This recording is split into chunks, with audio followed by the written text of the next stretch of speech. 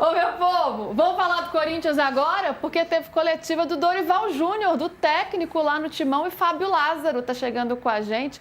Vamos ver onde ele tá. Mais uma vez, ele tá brilhando demais esse cenário, gente.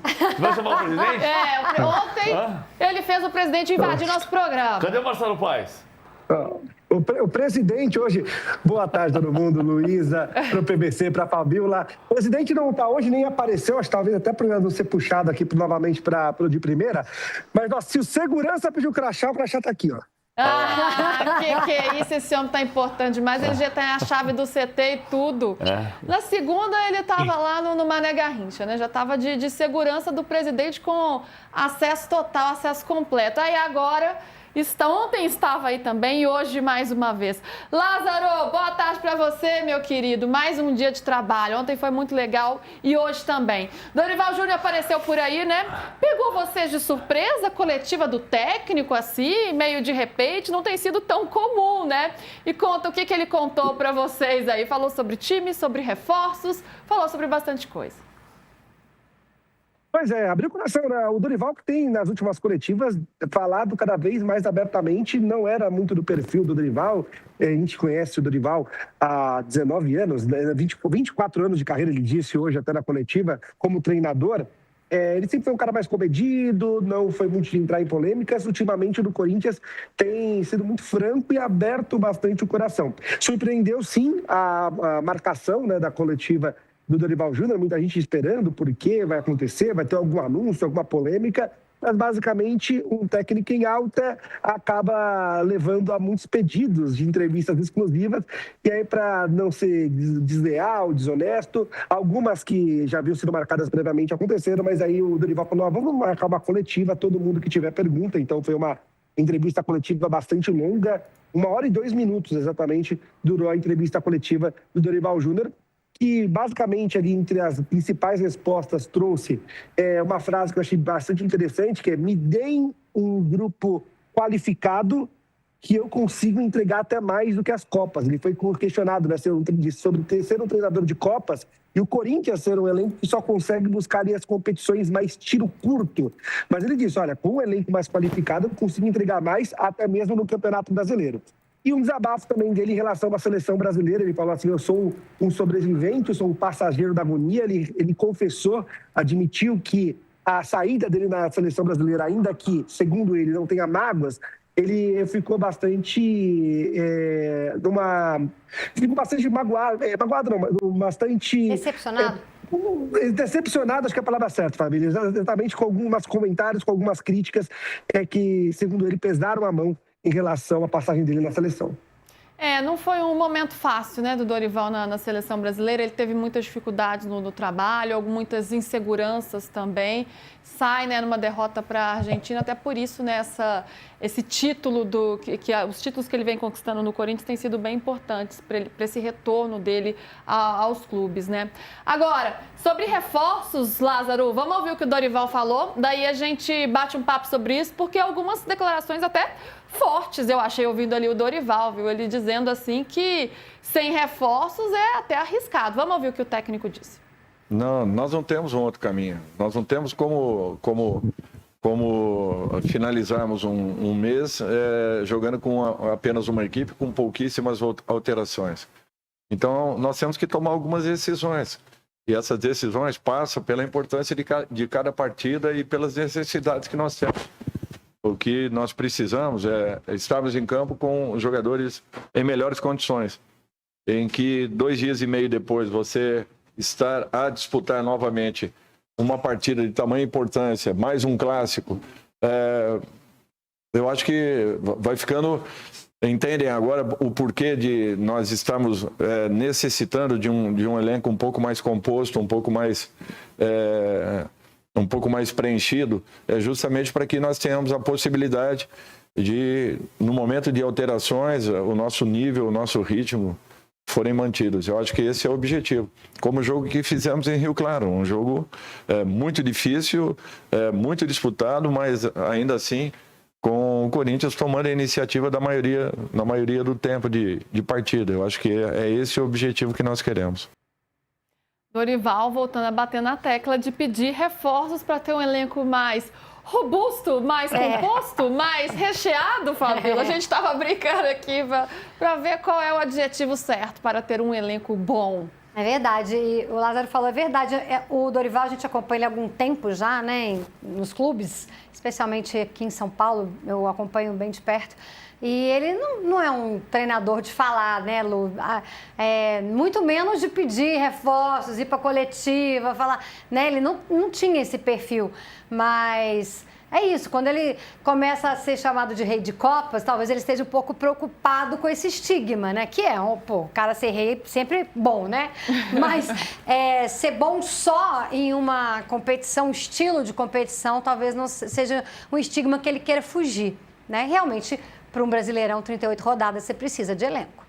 Tem uma expectativa do Corinthians ter outros resultados no Campeonato Brasileiro? Ou é uma disputa acima do que esse elenco pode entregar e por isso Dorival pede tanto, PVC? Não, ele está tentando ter um elenco maior, ter mais opção, mais robusto. É bom aproveitar a palavra, daqui a pouco ele fala que já não pode mais, porque virou clichê. A gente já falou um pouco sobre isso desde segunda-feira. Segunda-feira, de fato, como diz Zé Trajano, eu confesso a você que eu fiquei um pouco surpreso na segunda-feira com a quantidade de vezes que eu ouvi que o Corinthians ganhou a Supercopa, porque para o Corinthians a Supercopa era muito mais importante, porque o Corinthians não vai ganhar nada nesse ano. Mas quem disse? A gente está vendo o primeiro capítulo da novela querendo saber como é que vai ser o último. Mas para brasileiro, você vê o Corinthians na briga? Não, eu acho que é difícil. Eu concordo, porque eu acho que o Corinthians vai ter que vender jogadores. Mas em 2017 também era difícil. Quando começou aquele time de 2017, que sabe que é o time que mais vezes jogou inteiro com a camisa do Corinthians, 13 vezes, empatado com a democracia corintiana. Era o time que foi campeão brasileiro, na verdade foi campeão paulista, depois na final entrou o Camacho, mas era Cássio, Fagner, Balbuena, Pablo e Arana, Gabriel e Maicon, Jadson, Rodriguinho e Romero e Jô na frente. Esse time, quando começou o ano, ninguém falava que ia ganhar do Palmeiras.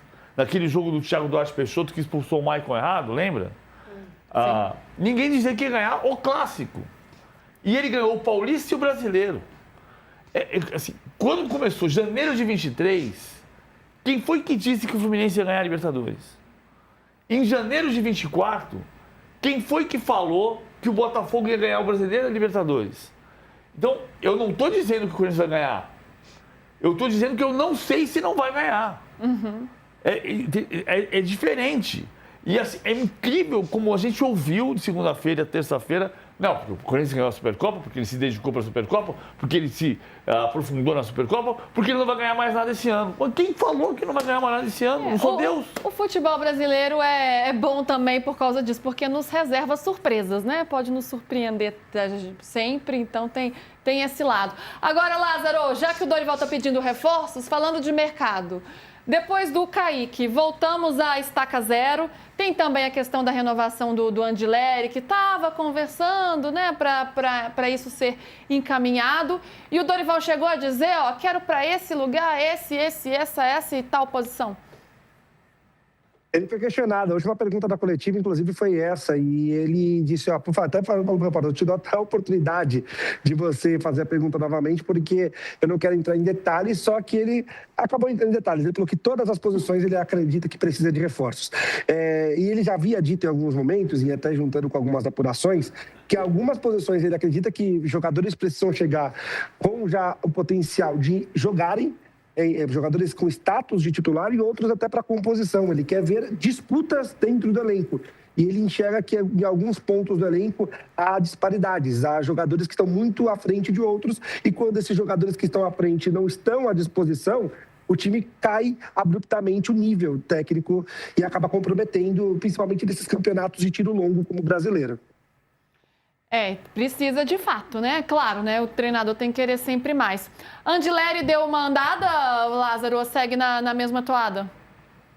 Andada boa ali, até internamente um otimismo muito grande. A informação que eu recebi é que 2 pontos foram cruciais para que o próprio jogador, e aí partiu do próprio jogador, querer a continuidade do Corinthians. Ele quer jogar Libertadores, ele recebeu algumas propostas de alguns outros times, até mesmo o Internacional de Porto Alegre, mas nenhum desses times disputariam a Libertadores. Então jogar a Libertadores é algo que pesa para o Andileri. E também a Supercopa. Ele ficou bastante sentido de não estar com o grupo. Ele tem muitos amigos no elenco corintiano, também tem no Internacional, ele tem boa relação com o pessoal do Internacional, até chegou a ligar para alguns, entender um pouco mais como está o elenco, mas no final essa Supercopa pesou para que o Andileri, a informação tinha até na semana passada que ele ia tirar a última semana para refletir, e ele refletiu que o ideal mesmo ele é permanecer no Corinthians. Ele até comprou uma divergência com o próprio staff dele, que achava que o melhor era ir para um outro clube, mas vai topar reduzir ainda mais o padrão salarial, lembrando que quando ele deixou a Espanha e acertou com o Corinthians, ele já havia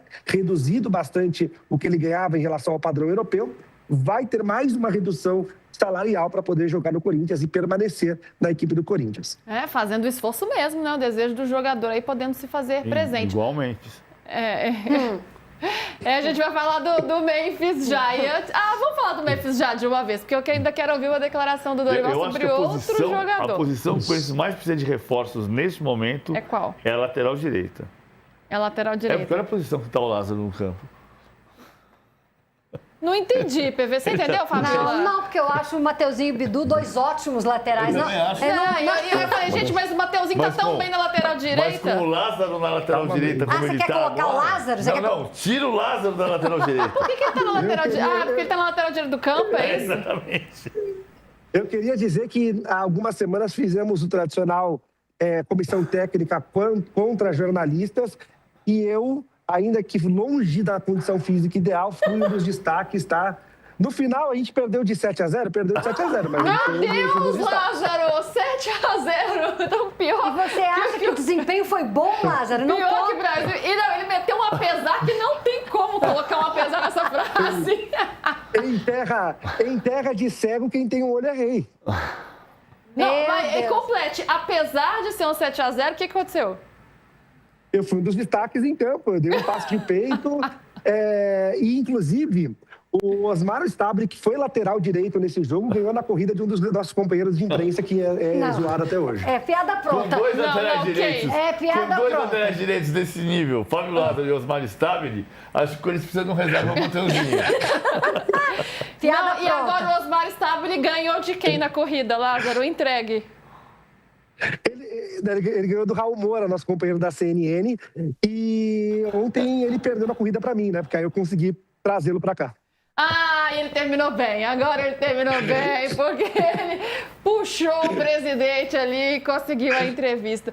Gente, mas eu ainda tô com esse 7-0 na cabeça. Meu Deus, eu torço por uma recuperação desse time. Mas sabe qual foi o combinado no final, né? A gente falou que acabou o jogo 7-0, a gente falou, não, mas a gente vai publicar que foi 2-1, porque os detentores da informação somos nós. Olha, fake news, Lázaro. Que absurdo, Por causa do sol, ele passou óleo de peroba no rosto. E disse, apesar do 7-0... Mas a gente estava falando aqui de crédito, Lázaro, depois de ontem, gente. O show que ele deu aqui nesse programa. Maravilhoso. Ele tem crédito pro ano todo, viu, Lázaro? Ai, maravilhoso. Lázaro, apesar do 7-0, da sua ótima atuação, vamos voltar a falar de futebol. De futebol de verdade. Eu quero saber o desempenho de vocês na Copa da Imprensa, na CESP depois, viu? Já tá rolando? Não, foi no final do ano. Acabou, a gente não jogou esse ano. Não jogou esse ano, tá bom. Foi no final do ano. Do ano passado, mas esse ano eu vou virar o capitão e a gente vai montar esse time aí. Então tá bom. Você pode chamar o PVC para ser o técnico do time. É mesmo, boa ideia. É ótima ideia. Ele com a pranchetinha dele vai ser bom, hein?